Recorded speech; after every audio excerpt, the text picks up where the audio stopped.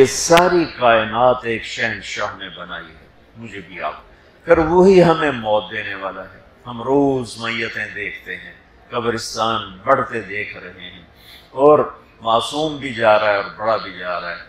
یہ موت دینے میں کون مرنا چاہتا ہے؟ تو کہا اللہ یتوفی الانفس حین موتہا واللتی لم تمت فی منامہا، اللہ ہے جو تمہیں موت دیتا ہے، جو تمہاری روحوں کو نکالتا ہے۔ ایک موت ہے طارق جمیل کی، عبد الخالق کی، زید کی، عمر کی، بکر کی، جو انڈیویجولی مر رہے ہیں۔ ایک موت اللہ نے کائنات کی رکھی ہے کہ جب وہ پوری کائنات کو ایک جھٹکے کے ساتھ موت کی نیند سلا دے گا۔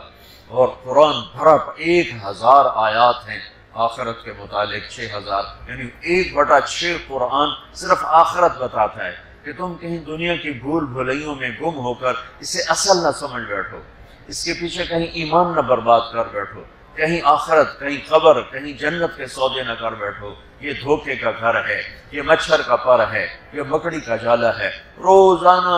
روزانہ مولا علی کی رات کو دعا کرتے کہ الیہ تغررت، الیہ تشوقت، الیہ تزینت، ہیہات ہیہات غری غیری قد بتتک ثلاثا وعمرک قصیر ومجلسک حقیر وخطرک یسیر آہ آہ من قلت الزاد وبعد السفر ووحشت الطریق۔ روزانہ تہجد کی نماز کی دعا کیا تھی؟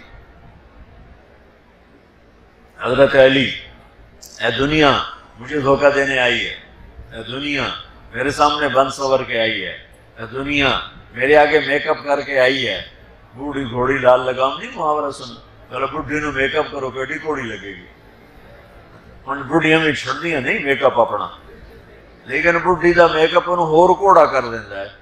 تو مولا علی فرما رہے ہیں ایک تو بڑھاپے کا شکار ہے، ایک تو میک اپ کر کے آ گئی ہے، ارے دفعہ ہو جا، کسی اور کو دھوکہ دے، تو مجھے دھوکہ نہیں دے سکتی۔ میں وہ نہیں ہوں جو تیرے عشق میں گرفتار ہو جاؤں، میں وہ نہیں ہوں جو تیرے دھوکے میں آ جاؤں، جا کسی اور کو دھوکہ دے۔ عمر تیری تھوڑی، عمروں کے قصیر، عزت تیری تھوڑی، مجلسوں کے حقیر، مصیبت تیری تھوڑی، خطروں کے یسیر۔ پھر گڑ گڑاتے ہوئے یا اللہ میرا سفر لمبا ہے، میرے پاس عمل تھوڑا ہے اور مجھے اکیلے جانا ہے۔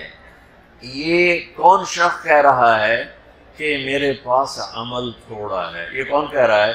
جن کا ہاتھ میرے نبی نے یوں پکڑا، مجھے دیکھو، اور کھینچتے کھینچتے کھینچتے کھینچتے یہاں سینے سے لگا لیا، اور پھر فرمایا علی اترضی ان یکون منزلک مقابل منزلی فی الجنہ، فرمایا علی کیا تو راضی ہے جنت میں تیرا گھر میرے گھر کے سامنے ہوگا؟ تو آپ کیا سمجھتے ہیں جنت کے سامنے گھر بلا عمل مل گیا ہے؟ صرف داماد کی وجہ سے نہیں ہے، صرف چچا کا بیٹا ہونے کی وجہ سے نہیں ہے، اپنے عمل کی وجہ سے ہے کہ تیرا گھر میرے گھر کے سامنے ہو۔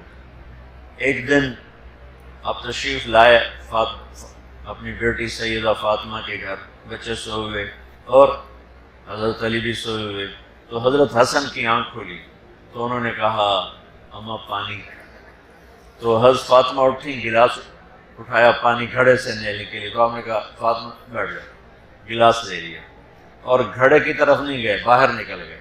باہر حضرت علی کی ایک مردہ سی بکری کھڑی تھی، یہ تو ماسلی کوئی نہ دودھ کی تھو ہونا، لیکن آپ نے جو اس کے تھن پکڑے تو لٹک کے دودھ سے بھر کے نیچے آ گئے، تو آپ نے پورا گلاس بھرا اور اندر آئے تو اتنے میں حسین بھی جاگ گئے تھے، تو وہ پھرتی میں بڑے بھائی سے زیادہ تھے، تو وہ آگے بڑھ گئے اور آگے ہاتھ کیا، تو آپ نے فرمایا پیچھے ہٹ جا، پیچھے ہٹ جا۔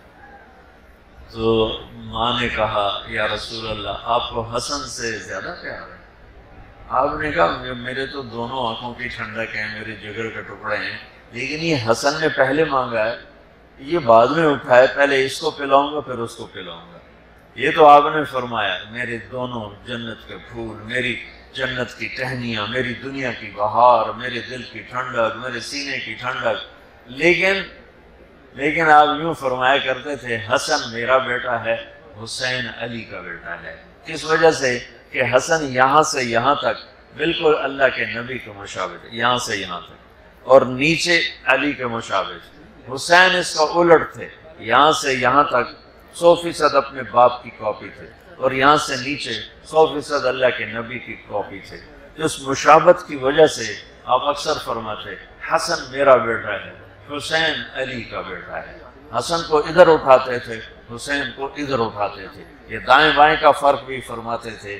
یہ بھی بتاتا ہے کہ آپ کا قلبی میلان ذرا حسن کی طرف زیادہ تھا، دونوں ہی آنکھوں کی ٹھنڈک تھی۔ تو آپ نے حسن کو پلایا، حسین کو پلایا، بچ گیا فاطمہ کو پلایا، آپ نے خود نہیں پیا۔ پھر فرمایا بیٹی فاطمہ تو میں یہ دونوں حسن حسین۔ اس سارے واقعہ میں مولا علی سوئے رہے، وہ نہیں اٹھے، حضرت علی سوئے رہے، ان کی آنکھ نہیں کھلی۔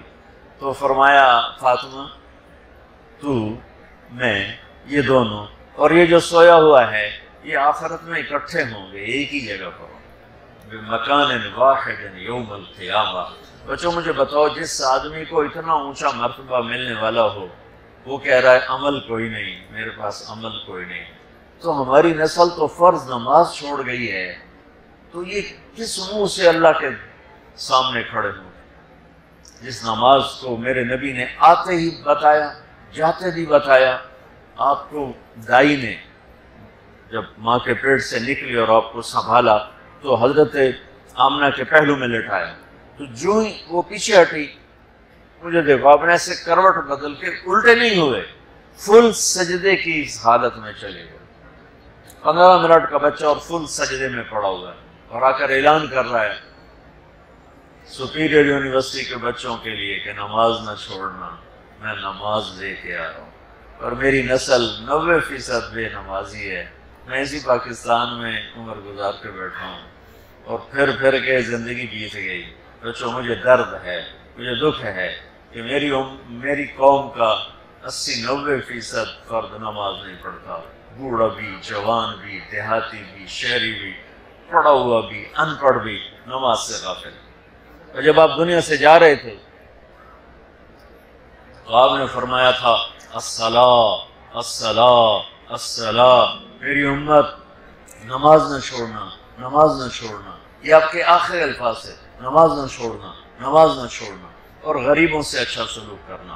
اور پھر کہا اللہم الرفیق الاعلی، آتے ہی سجدہ دے کر پیغام دیا، اور جاتے ہوئے نماز نماز نماز لے گئی،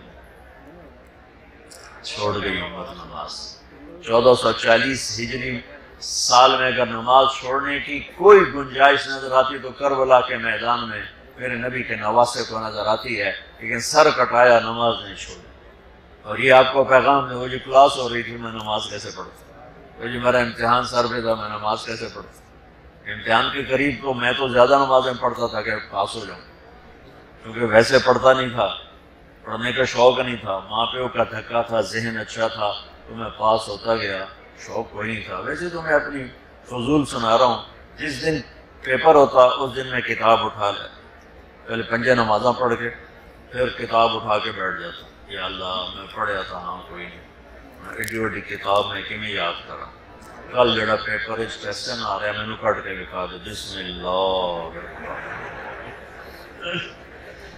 یقین میں نے FSC تک ایسے ہی پاس ہوا، بسم اللہ الرحمن۔